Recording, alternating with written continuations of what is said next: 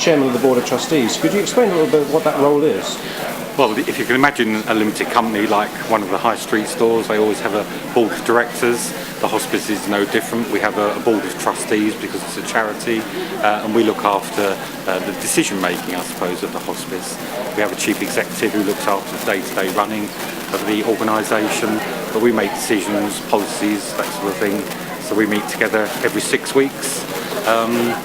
As and when really matters arise, we deal with them, and the hospice moves on and grows. And so that is the nature of running a hospital in the 21st century. You have to think like a business, is that correct? Absolutely. Health and business matters move on at a faster and faster pace, and we have to react to those, but also have our own plans in place as to where we want the hospice to go and what sort of... Can you tell me a little bit about the role of Macmillan in St Luke's House? Sure, yeah. Macmillan Cancer Support are funding the information project manager here, as well as some of the resources. So really what we want to do in working in partnership with St Luke's Hospice is help establish an information resource service for people affected by cancer and their families. So it's a really exciting project. It's the first one for Essex Cancer Network. And really going to be excited to see how the service evolves over the coming year. And how will you assess the role and success over the coming year? How do you do that? Sure. Working closely with obviously my family as the information lead. What we'll do is we'll actually be looking for feedback from people who have used the service about how supportive they've found, how they found accessing resources and information. Also, obviously, checking out with professional colleagues, both at St Luke's, within the hospital, and in primary care and GP surgeries, to make sure that the service is being as responsive as professionals and people affected by cancer are actually seeking. So a range of evaluations, really. Okay. Jill, can you explain the importance of the stones?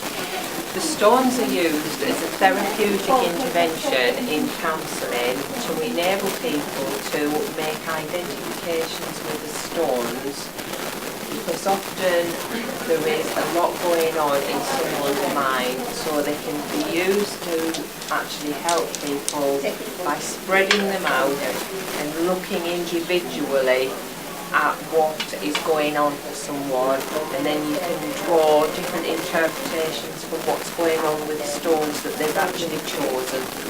And is this a new idea? No, it's something that's been used in counselling for quite a long time. And what type of feedback do you get from use of this? I think in the beginning people are understandably a little bit mystified about what actually can a basket of stones do.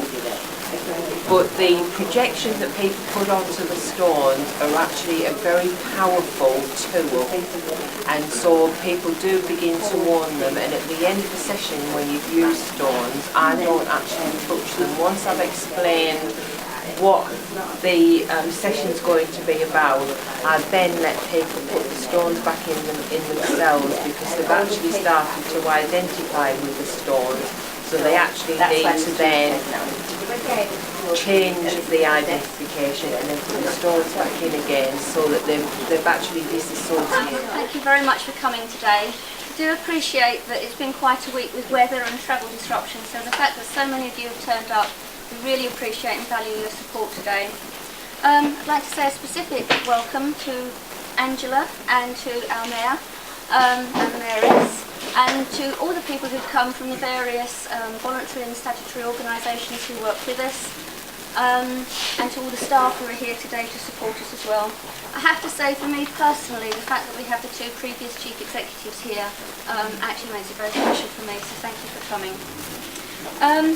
Today we are opening our information centre, but I guess it can't go unnoticed that we're actually having a double celebration, because today is the opening of St Luke's House as well.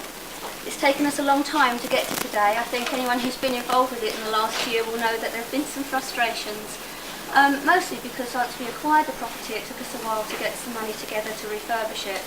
But I would just like to say a few thank yous for those who've worked on the house. The PCT helped us with some funding, and our fundraisers did get some trust funding for us after a while, which has greatly helped.